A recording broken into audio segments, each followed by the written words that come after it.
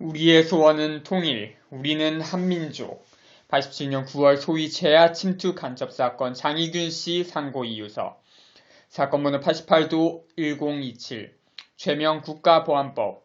본적 서울특별시 성동구 행당동 317번지. 주소 인천직할시 북구 부평일동 61-17. 직업 출판 생년월일 1951년 3월 2일 성명 장의균 요지. 본 피고인은 상기의 죄명으로 1988년 5월 6일 서울고등법원 3부에서 징역 8년, 자격정지 8년을 선고받아 이에 불복 상고하였고 그 이유를 아래와 같이 밝힙니다. 1988년 7월 11일 위 상고인 장의균 재판장님 그리고 사법부의 모든 분들께 본인에 대한 제2심 판결은 국가안전기획부에서 강제 허위 자백된 내용과 그 연장선 상에서 부당하게 이루어진 공소사실의 허위성이 재판기록이나 변호인의 녹음기록 등을 통해 충분히 자료화되어 있음에도 불구하고 그 객관적 사실 확인에 따른 법의 보호 및 정당한 법적 조치를 무시하고 있습니다. 즉, 정당한 법적 절차에 따라 명백히 입증된 사실의 오인을 전혀 손도대지 못한 채 다만 양형이 부당하다는 변호인의 항소 이유만을 받아들임으로써 공소 내용에 대한 사실상의 수정이라고 볼 수 있는 감형 판결만을 내리고 있는 것입니다. 그러나 본인은 그 양형을 문제 삼기 전에 반드시 검찰의 공소 내용이 갖고 있는 부당성이 먼저 밝혀져야 한다는 것을 다시 한번 요구하는 바입니다.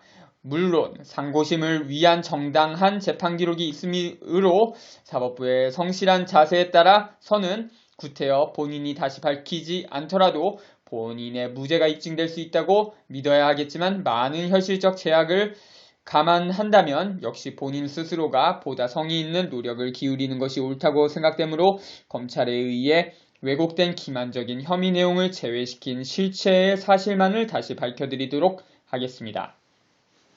우선 그동안 수차례에 걸쳐 밝힌 바 있는 본인의 주장 요지를 말씀드리겠습니다.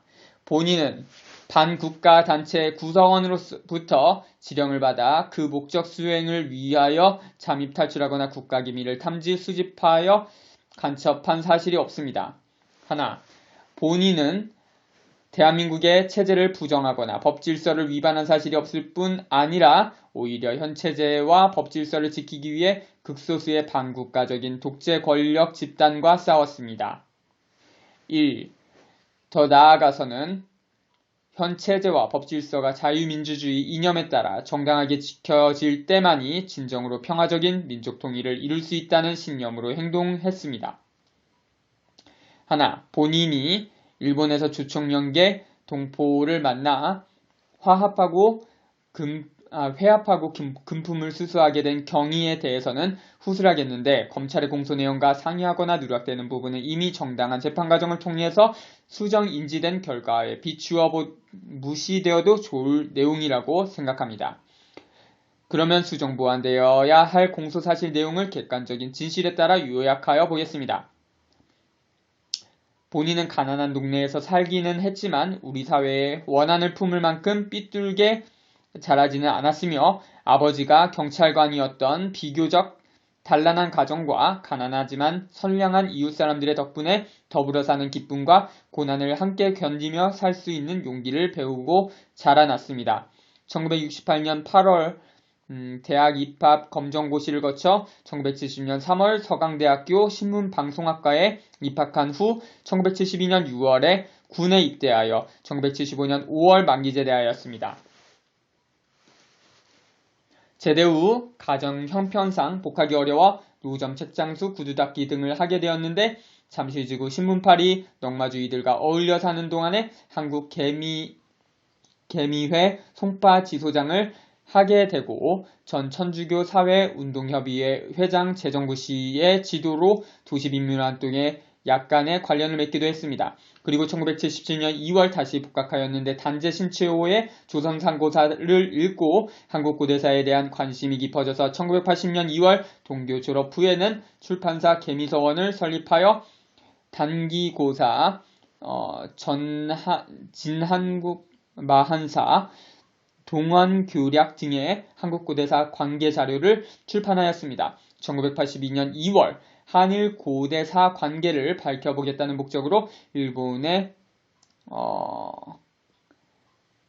뗏목 탐험대를 보내는 일에 참여하여 당시 KBS TV 방송국과 탐험 취재 프로 계약의 당사자가 되기도 했습니다. 그 인연으로 1985년 4월 일본 교토대학에 유학하여 상전정소 역사연구실에 연수원이 되었으며 약 2년간 교토시 거류민단 사무국장이 운영하는 노무자 숙소 광산흥에서 기숙하며 공부를 하는 한편 노동일을 해서 번 돈을 매월 정기적으로 집에 붙이면서 장차 고대사 자료 출판을 계속하기 위한 준비도 하였습니다. 최의중 1986년 2월 교토시 거주 박실씨의 안내로 민족 이름 되찾기 모임에 나가게 되었는데 그때 알게 된 친지들의 소개로 조총련계 동포 김일우를 알게 되었습니다. 당시에 본인은 도쿄 견학 겸 도쿄의 노동시장인 산곡에 가서 지낸 일이 있었는데 본인이 김일우에게 부탁하여 조총련계에서 운영하는 조선대학을 방문하였습니다. 그 목적은 무엇보다도 남북한의 국적에 관계없이 함께 공부하고 있는 우리 동포 학생들의 모습을 보고 싶었기 때문이었으며 또한 북한의 역사 연구 자료를 구해보기 위함이기도 했습니다. 그 과정에서 박사장, 주체사상 담당 교수 등을 만나게 되었는데 본인의 복장이 예의에 어긋날 만큼 남루했으므로 박사장의 후의를 받아 드려 신사복과 구두 등을 제공받았습니다.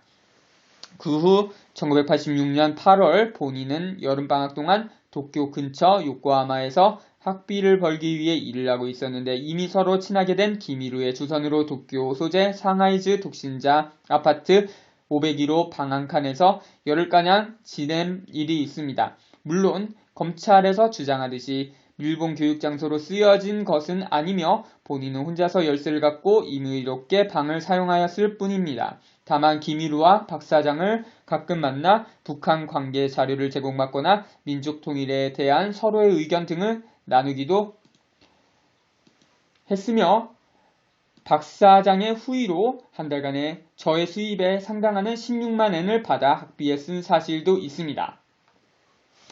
그리고 본인이 귀국하기 직전인 1987년 2월 국내에서 일어나고 있는 민주화 투쟁에 자극을 받아 당시 일본에서 유학 중인 운동권 동료 조성우, 양관수 등과 함께 걱정을 하다가 본인은 1학기를 포기하고 일찍 들어와서 적은 힘이나마 민주화 투쟁에 보태기로 결심을 했으므로 국내에 들어오기 전 도쿄에서 운동권 동료들이 함께 의롱견 송별회를 갖게 되었습니다. 여기서 말하는 민주화 투쟁은 박종철 고문 살해 사건 규탄이라고 합니다. 도쿄에서 그렇게 며칠을 지낸 사이에 김일우에게 연락을 하여 귀국 인사 겸 박 사장도 함께 만났는데 본인으로서는 학비 보조까지 받은 입장에서 학교를 중도 포기하는 것은 미안한 마음도 있었습니다. 그때 박 사장은 본인의 귀국을 만류하며 좀 더 학교 공부를 하고 장기적으로 통일 사업을 할 수 있는 사람이 될 것을 권유하였습니다. 그러나 본인은 현 군사 독재 정권에 대한 증오심만은 크게 가지고 있었지만 그가 말하는 과학적 인식이나 사상의 일치까지는 잘 이해할 수가 없었고 또한 조직 활동에 대한 무의식적인 거부감도 있었기 때문에 평소의 신념대로 고대사 관계 자료를 출판하면서 기왕에 운동권 동료들과 민주화 투쟁을 하겠다. 그러나 민주통일에 대하여 서로 깨닫는 문제도 많으니 어떻게든 평화 통일을 달성하는 데 도움이 되도록 노력하겠다. 특히 북한에 대한 잘못된 인식이나 적대감정 등을 불식하는 데 노력하겠다는 취지의 이야기를 하고 혹시 일본에 다시 가기면 만나기로 하고 김일우의 주소를 적어두었습니다. 그때 며칠간이라도 필요하면 아파트를 사용해도 좋다고 해서 열쇠를 받아 가지고 있었는데 유학생 동료들과 어울리다 보니 쓸 일이 없고 만나지도 못한 채 그냥 가지고 있다가 안기부에 건거되어 조사받던 중 자진 제공하였습니다. 1987년 3월 2일 귀국하여 고대사 자료 출판을 다시 준비하는 한편 유학 당시 알게 된 김구한 선배가 하고 있는 도자기 판매 사업의 한국지사 일을 맡아서 하기 위해 인사동에 사무실을 내었습니다. 그리고 일본에 있는 양관수에게 민주화 투쟁 자료나 여러 참고도서, 민주인사들의 미술품 등을 보내게 되었는데 그 일은 당시에 항민출판사가 해오던 일을 본인이 대신 맡게 된 것입니다. 물론 검찰의 공소 내용에는 본인이 양관수와 연락하고 거래했던 일 등을 마치 상기한 조총련계 동포 김일우의 지령에 의한 행동인 듯이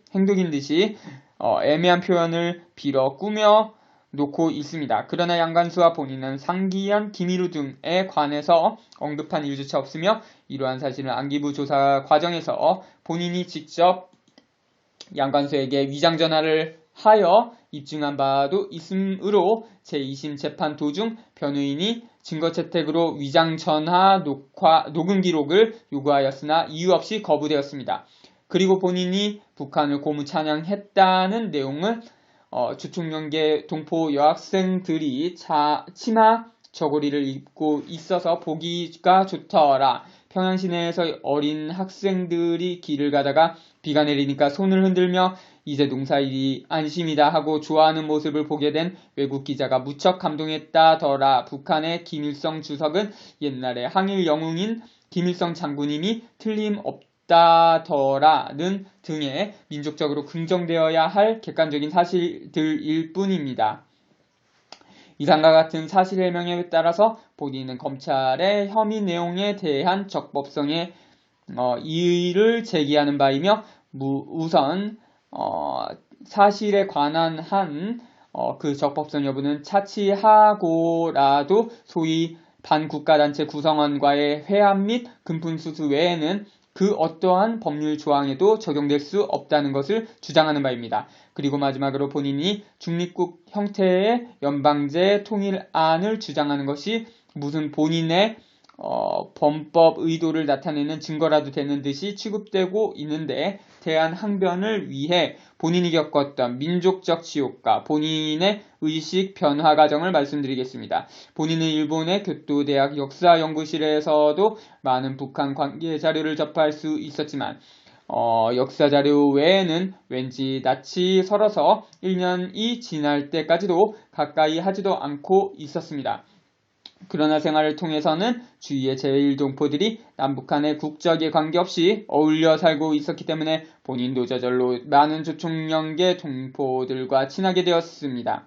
특히 아르바이트를 하던 철공소가 조총련계 동포의 것이었고 다른 건설 현장에서는 조선대학에 다니고 있는 조총련계 학생과 함께 일하기도 했습니다. 그러던 어느 날 이 일이 끝난 후 남북한의 동포, 일본인 등의 몇 사람이 함께 어울려 술자리를 갖게 되었는데 본인이 북한의 김일성 주석이 가짜 김일성 장군이라는 이야기를 했더니 남북한의 동포들은 물론 함께 있던 일본인까지 어이없어하며 비웃는 것이었습니다. 그래서 본인이 원래 김일성 장군은 여러 사람이었으니까 진짜라 하더라도 나중에 생긴 사람일 거라고 했더니 일본인이 얘기하기를 바로 그런 엉터리 같은 북한 이야기를 꾸며주고 한국의 정보기관으로부터 돈을 받아서 생활하는 사람들이 쓴 글이나 책이 일본에도 많이 있다면서 웃는 것이었습니다. 당시에 본인은 교토대학 유학생이라고 해서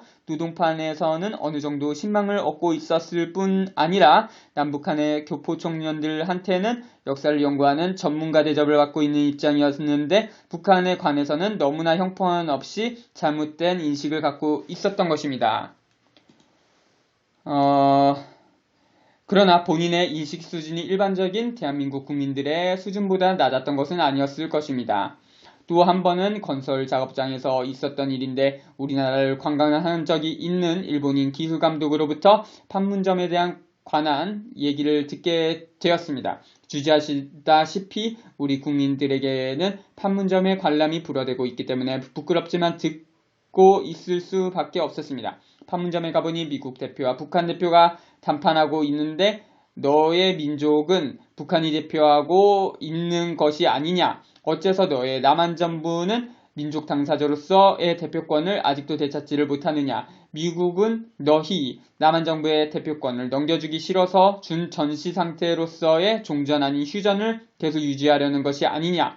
너의 남한 사람들은 미국과 북한이 운동 경기를 하면 미국 편을 든다는데 정말이냐 하는 등의 참으로 자존심이 상하고 부끄러울 뿐이었습니다. 그리고 당시에 일본에서는 남북적 십자회자 및 예술단 대표들이 평양에서 북한 소년들의 마스게임을 보다가 퇴장하는 바람에 그날 저녁 그 소년들의 부모들이 아주 애를 먹었다는 얘기도 했었습니다. 마스게임은 옛날에 한일 유격대를 묘사한 것이었는데 어째서 남한의 아저씨들은 보기 싫어하느냐 하고 어린 학생들이 섭섭해하는데 우호적인 회담을 위해 온 남한의 대표들을 나쁘게 말할 수도 없고 해서 대답하기를 곤란했다는 것입니다. 일본의 어느 통속 잡지는 항미 유격대로 알고 겁을 먹은 것이 아니겠느냐 하는 비웃음거리로 쓰기도 했습니다. 본인은 참으로 부끄럽고 통분한 마음에 많은 고민을 했습니다. 남북한의 체제 문제를 따지기 전에 적어도 민족적 양심과 자존심만은 반드시 바로 잡아야 하겠다는 결심을 했던 것입니다. 결론적으로 본인은 대한민국의 국민 모두가 각자의 국가 주권 의식에 따른 당연한 의무로서도 반드시 대한민국의 국가 주권과 민족 주권에 대한 정치적 태도를 분명히 해야 한다고 생각했습니다. 우리가 지금과 같은 미국과 북한의 준 전시 상태를 그대로 방치하는 것은 우리 남한의 사실상의 휴전 당사자인 미국의 정치 군사적인 굴욕 상태를 감수하는 것이 될 뿐만 아니라 이는 곧 국가 주권은 미국의, 민족 자주권은 북한의 분리위임하는 셈이 됩니다. 우리의 판문점을 자유롭게 볼 수 있는 일본인 기술감독 같은 사람들이 얘기하듯이 우리 정부가 아무리 국민을 우습게 취급해도 객관적인 진실은 머지않아 밝혀질 것입니다. 그리고 정부의 지금과 같은 태도가 계속된다면 결과적으로 우리 국민 대중들은 정부를 불신하게 되고 필연적인 내부 분열에 따라 극단적인 체제 싸움을 야기하게 될 것입니다. 따라서 우리 국민들이 미국의 피보국민으로 그냥 남아있는 것은 결코 자유민주주의 체제를 지키는 길로 될 수 없으며 우리 민족 자주권과 국가주권을 극단적인 극우 및 극자 세력에 방치해 두는 결과가 되어 평화적인 민주발전이나 민족통일을 저해하는 길이 될 것입니다. 물론 민족을 떠나서 우선 자본주의냐 공산주의냐 하는 체제의 선택이 더 중요하다고 말할 수도 있으며 사실상 지금 우리 국민들은 자본주의와 자유민주주의를 위해서 국가와 민족의 자주권을 유보당하고 있는 것인지도 모르겠습니다. 그러나 국가와 민족의 자주권이 유보되어서는 자유민주주의든 사회민주주의든 그 어느 쪽도 절대로 실현될 수 없을 것입니다. 따라서 본인은 지금과 같은 굴욕적이고 반민족적인 휴전이나 비합리적인 남북의 대립상태가 계속되어서는 절대로 안 된다고 판단하게 되었으며 이를 극복하기 위해서는 남북한이 서로의 체제를 존중하면서 중립국 형태의 연방제를 지향해야 한다고 믿게 되었습니다. 이에 대한 본인의 견해는 항소 이유서에서도 밝힌 바 있으므로 여기서는 다만 우리 민족의 통일을 스스로 가로막고 있는 우리들 자신의 반민족적이고 비합리적인 태도가 반성되어야 한다는 점만은 강조하고 싶습니다. 본인이 일본에 가서 민족적인 치욕을 당하게 된 이유는 물론 우리를 억압하고 있는 외세와 그 주종 세력의 더럽고 비합리적인 교육의 탓도 있겠지만 사실상은 우리 스스로가 미국이나 몇몇 매판 세력들의 이해관계를 마치 전 국민대중의 이해관계인 것으로 잘못 착각하고 있는 비민주적인 국민의식에서도 기인하는 것일 것입니다. 그리고 이러한 비민족적이고 비민주적인 사고 방식은 지금도 우리 정부에 의해 끊임없이 호도되고 있습니다. 특히 우리 국민들은 서울 올림픽 문제를 전통적인 가치관과 민족적 양심에 비추어 한번 잘 생각해봐야 합니다. 비유컨대 우리 남북한은 한 집안에 살면서도 가운데 담을 쌓고 지내는 형제와도 같습니다. 그런데 형제 간에는 싸움을 계속하면서도 어느 한쪽에만 온 동네 사람들을 다 모시는 잔치를 벌이려 하고 있습니다. 물론 잔치는 좋은 잔치이며 평소에는 사이가 좋지 않은 먼 이웃들까지 다 함께 즐기자는 잔치입니다. 그러면 한 집안의 또 다른 형제와는 어떻게 해야 옳겠습니까? 아니, 형제간은 화해도 하지 않고 그냥 다른 이웃처럼 잔칫날만 손님으로나 다녀가라고 해도 되는 겁니까? 아무리 담을 쌓은 채 살고는 있지만 온 동네가 다 함께하는 잔치라면 당연히 그 잔치만이라도 같이 차리자고 하는 것이 형제간의 도리가 아닙니까? 따라서 오히려 신기가 불편한 형제에게 손님으로 부르는데도 왜 안 오느냐 하는 식으로 몰렴치한 소리를 해도 되는 겁니까? 어디서 감히 형제 노릇을 하려고 드느냐? 손님으로나 와라. 이번 기회에 아주 남남이 됐다는 걸 온 동네에 보여주자 하는 겁니까? 도대체 언제부터 우리 민족이 이따위 형편없는 사고방식을 아무렇지도 않게 느끼게 된 것입니까?